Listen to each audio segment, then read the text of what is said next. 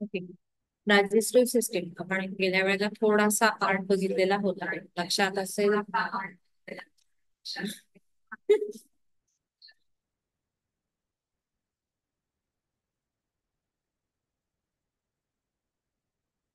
Okay. Digestive system किंवा पचन संस्था म्हणजे नेमकं काय, त्याचं कॉम्प्लेक्स फॉर्म मधलं फूड आहे. म्हणजे आपण भात भाजी पोळी चपाती जे काही खातो ते सिंपल फॉर्म शरीराला योग्य अशा गोष्टींमध्ये त्याचं पचन करणे, रूपांतर करणे, हे काम ज्या सिस्टीम मध्ये होतं त्याला म्हणतात डायजेस्टिव्ह सिस्टीम, मराठीत म्हणतात पचन संस्था.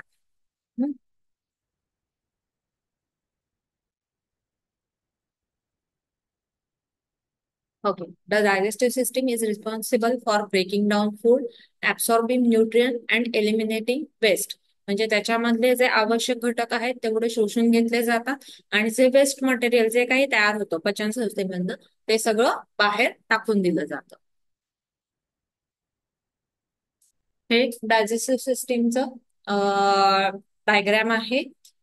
तुम्हाला परीक्षेमध्ये जर डायजेस्टिव्ह सिस्टीम असा आला प्रश्न तर ही डायग्राम काढणं अख्खी आवश्यक आहे, त्याला मार्क आहे. डायग्राम अवघड नाहीये, ते नावं दिल्यामुळे तुम्हाला ते कॉम्प्लिकेटेड वाटत असतील पण सोपी आहे. मुळात डायजेस्टिव्ह सिस्टीमची जी सुरुवात आहे ती कुठून होते तर आपल्या तोंडापासून होते. तोंडापासनं सुरू होऊन ती एंड कुठे होते तर अॅनस पर्यंत, म्हणजे जिथून फिकस म्हणजे मल बाहेर टाकला जातो ते जे शेवटचं टोक आहे. एवढ्या सगळ्या सिस्टीमला डायजेस्टिव्ह सिस्टीम म्हणतात. याला अजून दोन पर्यायी शब्द आहेत, त्याला म्हणतात एलिमेंटरी कॅनल किंवा गॅस्ट्रो इंटेस्टिनल सिस्टीम. गॅस्ट्रो म्हणजे स्टमक, इंटेस्टिनल म्हणजे आतड, या दोन्ही एकत्र येऊन जी सिस्टीम तयार झाली त्याला म्हणतात गॅस्ट्रो इंटेस्टिनल सिस्टीम किंवा एलिमेंटरी कॅनल. एकच आहे. चालू सर असतील 2:30 वाजेपर्यंत. 6 नंतर. हा, चालेल. हम्म. तर तोंडापासून आपल्याला सुरुवात होते डायजेशनला, आणि हे डायजेशन स्टमक म्हणजे जठर, मोठं आतड ह्या सगळ्यामध्ये होत असतं, ही प्रक्रिया सुरू होत असते. तर आता आपण तिथे बघितलं, ओरल कॅव्हिटी दाखवली, त्याच्यामध्ये महत्वाचे भाग कोणते येतात तर टीथ. हा, जेव्हा आपण जेवण घेतो त्यावेळेला तिथून सुरुवात होते त्याचं ब्रेकिंग डाऊन करण्यासाठी, म्हणजे सॉलिड मटेरियल असेल तर तिथे ते ब्रेक केलं जातात. त्याच्यामध्ये काही प्रमाणामध्ये सलायवा मिक्स होतात. हा, सलायवरी ग्लँड्स आहेत तिथे दाखवल्या, 3 एरो दाखवलेले आहेत, 3 रेषा दाखवलेल्या आहेत. तर सलायवरी ग्लँड्स हे आपल्या तोंडामध्ये असतात. किती असतात तर त्यांची संख्या आहे 6. 6 सलायवरी ग्लँड्स आहेत. टोटल पेअर असतात 3. 3 पेअरच्या संख्येमध्ये 6 सलायवरी ग्लँड्स असतात. त्याच्यामधनं थोड्याफार प्रमाणामध्ये सलायवा मिक्स होतो, म्हणजे लाळ मिक्स होते आणि डायजेशनला सुरुवात होते तिथून. हा, इतर वेळेला सलायवरी ग्लँड्स काय काम करतात तर तोंड आपलं ओलं ठेवून, मॉइस्ट ठेवणं, हे काम सलायवरी ग्लँड्स करत असतात. सतत त्याच्यामध्ये लाळ थोड्या बहुत प्रमाणामध्ये स्त्रवत राहत असते. ठीक आहे. तिथनं अन्न हळूहळू पुढे, म्हणजे ह्याच्या डिटेल्स मध्ये आपण बघूया. अन्न पुढे पुढे ढकललं जातं इसोफेगस, म्हणजे अन्न नलिका म्हणतात. इसोफेगस मधनं येतं स्टमक, जठरामध्ये, जठरामधनं येतं मोठं लहान आतड पहिल्यांदा, म्हणजे लाल रंगात किंवा केशरी रंगामध्ये जे दाखवलं आहे ते लहान आतड. तिथून जातं ते मोठ्या आतड्यामध्ये आणि मोठ्या आतड्यातनं बाहेर पडलं जातं. हे झालं, हा एक कॅनल झाला, एक नळी आहे.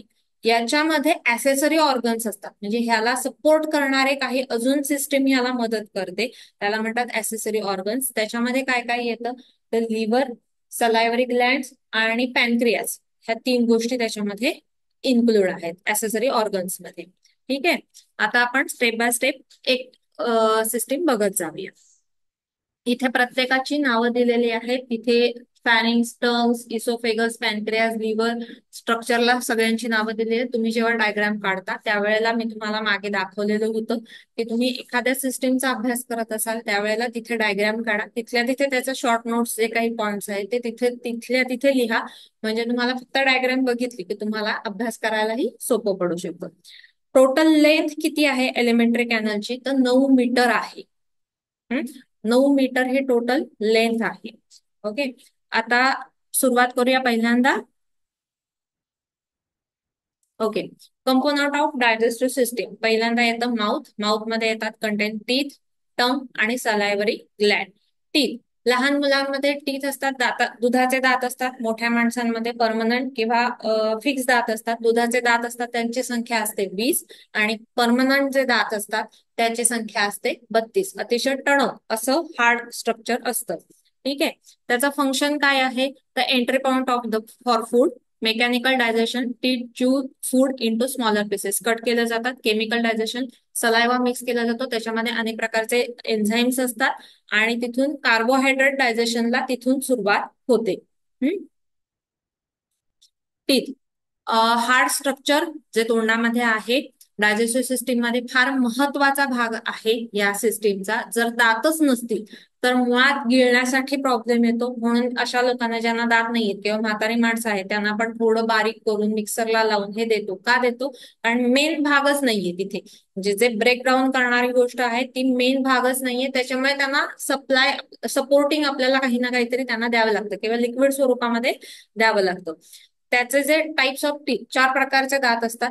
त्याची जी रचना आहे, हे आपल्या तोंडात जर आपण बघितलं तर त्याची जी रचना आहे त्यानुसार त्याला नावं दिली जातात. पटाशीचे दात, सुळे, हा, इन्सिसर्स, कॅननीज, प्रीमोलार आणि मोलार. मोलार म्हणजे दाढा, प्रीमोलार त्याच्या आधीचे जे दात आहेत त्याला म्हणतात. कॅननीज म्हणजे सुळे आणि इन्सिसर्स म्हणजे पटाशीचे म्हणजे पुढचे जे चपटे दात असतात त्याला म्हणतात इन्सिसर्स. त्याचा फॉर्म्युला आहे 2 1 2 3. हा, म्हणजे वरती 2 इन्सिसर्स असतात, एक सुळा असतो, 2 1 2, 2 प्रीमोलार्स आणि 3 मोलार्स. ठीक आहे. आणि लहान मुलांमधला फॉर्म्युला असतो 2 0 1 2. हा लहान मुलांमधला असतो. ओके. इसोफेगस, इसोफेगस म्हणजे अन्ननलिका. ही किती लांब असते? तर 10 इंच किंवा 25 सेंटीमीटर लांब असते. ती कुठे आहे? तर बिहाइंड ट्रकिया. बरोबर का? आधी ट्रकिया, बिहाइंड ट्रकिया. ही कोलॅप्स फॉर्म मध्ये असते. म्हणजे ज्या वेळेला अन्न ढकललं जातं त्यावेळेला त्याला आकार येतो. अदरवाईज ती फुगा नसलेल्या म्हणजे हवा नसलेल्या फुग्यासारखी चपटी असते. ठीक आहे. आणि ट्रकियाचा जो रचना आहे म्हणजे रिंग लाईक स्ट्रक्चर असतं ट्रकियाचं. तर एक सेट सांगायचं झालं तर आपला बेसिनचा किंवा वॉशिंग मशीनचा जो पाईप असतो रिंग रिंग असलेला, तर तशा स्वरूपाची ट्रकियाची रचना असते आणि ह्याची रचना असते ती कोलॅप्स फॉर्म मध्ये असते. याच्यामध्ये अन्न फक्त पुढे ढकलण्याचं काम करतं. हे तोंडामध्ये जॉईन केलेले आहे आणि खाली जठराला जॉईन केले म्हणजे फॅरेंक्स पासनं. फॅरेंक्स हा कॉमन भाग आहे माउथ कॅव्हिटी, ओरल कॅव्हिटी आणि इसोफेगस अन्ननलिकेला जोडणारा कॉमन पार्ट आहे. जिथे हवेचंही येणं जाणं आहे आणि तिथून पुढे अन्नही येणं जाणं. ठीक आहे. आणि तिथून अन्ननलिका सुरू होते. Function, move food from the mouth to the stomach via peristaltic. Peristaltic movement म्हणजे काय? तर समुद्राच्या लाटा ज्याप्रमाणे असतात त्याप्रमाणे तरंग उठतात. म्हणजे तरंगाप्रमाणे अन्न हळूहळू पुढे ढकललं जातं. कॉन्ट्रॅक्शन अँड रिलॅक्सेशन या दोन्ही क्रिया त्याच्यामध्ये घडतात. त्याला म्हणतात peristaltic. A series of wave like muscle contraction. नंतरचं स्ट्रक्चर आहे स्टमक. स्टमक हे सुद्धा कोलॅप्स फॉर्म मध्ये असतं. ज्या वेळेला त्याच्यामध्ये अन्न येतं त्यावेळेला त्याला आकार येतो. ऍक्च्युअल ते जे शेप मध्ये असतं. हा, त्याची जी रचना बघितली तर ग्रेटर कर्वेचर, मोठं कडेला कर्वेचर दिसतं त्याला म्हणतात ग्रेटर कर्वेचर. आतल्या बाजूला जे आहे त्याला म्हणतात लेसर कर्वेचर. त्याचे जे पार्ट आहेत फंडस, बॉडी आणि लास्ट पार्ट. 2 स्पिंक्टर असतात. एक वरच्या भागाला असतं. अन्न नलिकेमधनं जेव्हा अन्न खाली येतं ते पुन्हा बॅक जाऊ नये याच्यासाठी तिथे जी रचना असते त्याला म्हणतात स्पिंक्टर. रबर सारखी रचना असते की अन्न एकदा आत ढकललं की तिथनं बाहेर पडू शकत नाही. आणि खालच्या बाजूला एक रचना असते पायलोरिक स्पिंक्टर असं म्हणतात. तिथे लिहिलेलं आहे तळात दिसतंय तर तिथे एक रचना असते त्याला म्हणतात पायलोरिक स्पिंक्टर. की अन्न तिथे आलंय तर तिथनं न बसता पुढे ढकललं जाऊ नये. कारण मेजर मिक्सिंग हा पार्ट सगळा या स्टमक मध्ये होतो. त्यातला सगळ्यात महत्वाचा घटक कोणता असेल तिथे सिक्रेट होणारा म्हणजे अनेक एन्झाईम्स तिथे सिक्रेट होतात. एन्झाईम्स किंवा स्त्राव तिथे सिक्रेट होतात की जे आपल्या डायजेशनला उपयोगाला येतात. तर सगळ्यात महत्वाचा भाग असतो तो म्हणजे HCl, हायड्रोक्लोरिक ऍसिड. हा, हायड्रोक्लोरिक ऍसिड हे ऍसिड्स मध्ये अत्यंत जहाल असं ऍसिड आहे की जे आपल्या पोटामध्ये सिक्रेट रेग्युलरली होत असतं. हा, त्याचा पीएच जर सांगायचा झाला तर ज्या वेळेला फूड टाइम असतं, म्हणजे ज्या वेळेला पोटात अन्न येतं त्यावेळेला त्याचा पीएच असतो 2 ते 3, आणि रेस्ट टाइम असेल तर त्यावेळेला त्याचा पीएच असतो 4 ते 5. पण त्या ऍसिडचा आपल्याला त्रास का नाही होत याचं कारण जठरामधली रचना तशी आहे. त्यामध्ये रुगे म्हणजे एक काय म्हणतात त्याला, वलय असलेले म्हणजे सुरकुत्या सुरकुत्या असलेलं असं स्ट्रक्चर असतं की ज्याच्यामुळे त्याचा डायरेक्टली आपल्याला त्रास होत नाही. इथे अन्नाला ऍसिडिक फॉर्म तयार केला जातो. हा, आणि सॉलिड फूडचं सेमी सॉलिड मध्ये ट्रान्सफर केलं जातं. तिथे पेप्सिन, HCl, गॅस्ट्रिक ज्यूस यासारखे एन्झाईम्स त्यामध्ये मिक्स केले जातात. तिथे मेजर डायजेशनला सुरुवात होते. कार्बोहायड्रेट प्रोटीन डायजेशन तिथनं सुरुवात होतं. तिथे ऍसिड फॉर्म असतो.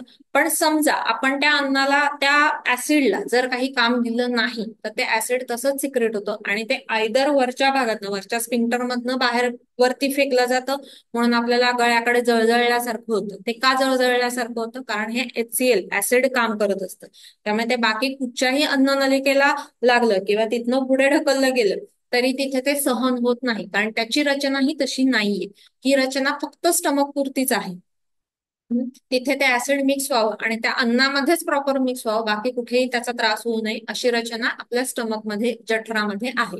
समजा ते ऍसिड वरती आलं तर छाती जळजळल्यासारखं होतं, पुढे ढकललं गेलं, कुठेही गेलं तरी अन्न नलिकेला किंवा पुढच्या आतड्यामध्ये अल्सर निर्माण होतात, म्हणजे जखमा निर्माण होतात. त्यामुळे नेहमी असं सांगितलं जातं की भूक मारू नका. त्याचं महत्वाचं कारण काय आहे तर हे आहे. ठीक आहे. Chemical digestion, gastric juice, hydrochloric acid and pepsin break down proteins and kill pathogens, म्हणजे अनेक बाकी जे काही पॅथोजन्स असतील ते ब्रेकडाऊन केले जातात. फॉर्मेशन ऑफ काइम, जे काही तिथे स्ट्रक्चर तयार होतं म्हणजे पचन केलं जातं, ते जे फॉर्मेशन तयार होतं त्याला काइम असा शब्द आहे. हा इंग्लिश शब्द आहे. मराठी शब्द काय आहे तुम्ही पुस्तकात बघा. ठीक आहे. Food is turn in to semi semi liquid mixture. Next, तिथनं अन्न पुढे ढकललं जातं, ते येतं स्मॉल इंटेस्टाईन. स्मॉल इंटेस्टाईन जवळपास 20 फूट लांब आहे. आणि ते असं गुंडाळी गुंडाळी करून, नळीसारखं गुंडाळी गुंडाळी करून आपल्या पोटामध्ये बसलेलं आहे. तिथे 3 वेगवेगळ्या रंगांमध्ये दाखवलेलं आहे. वरती दिसत आहे तो जांभळा भाग आहे, मधला दिसतोय तो गुलाबी आहे, आणि त्याच्या खालचा आहे तो किंचित हिरवा रंग आहे. वरचा भाग आहे म्हणजे जे